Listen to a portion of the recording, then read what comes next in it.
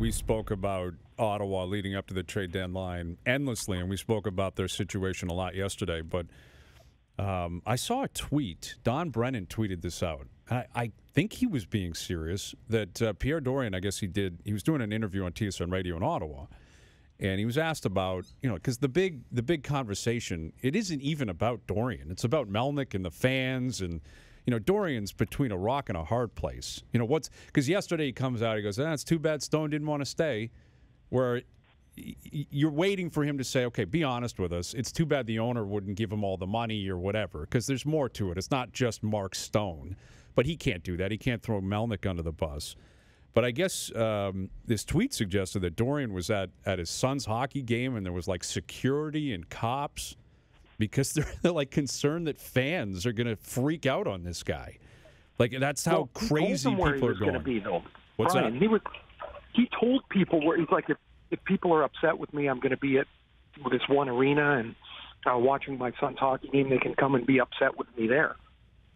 Right. So do you think he hung up the phone and said, I better get some security here, or what?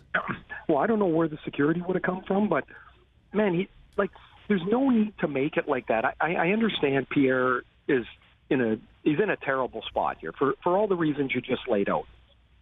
But just do what you can do, and you're not going to change people's perceptions, or people are not going to go, oh my God, he's such a hard guy, and he's saying, oh, come and argue with me if you want, and nobody cares. They just want the team to be better. That's what fans want. Mm-hmm. That's it. And so now the biggest problem they got in Ottawa, as we talked about forever yesterday, and O mentioned it a couple times, is the perception of what can and cannot be done there. Like, can it be done? Can the owner provide the necessary resources for the team to scout as well as they can, to acquire players, to keep players? Do people trust that there's a long-term vision? And clearly, Matt Duchene and Mark Stone in particular, and Erik Karlsson last year, there were other reasons, of course, that were bandied about. But at some point, they're like, hey, this is the big chunk of my career, and I'm not so sure what's going to happen going forward, so I best be somewhere else.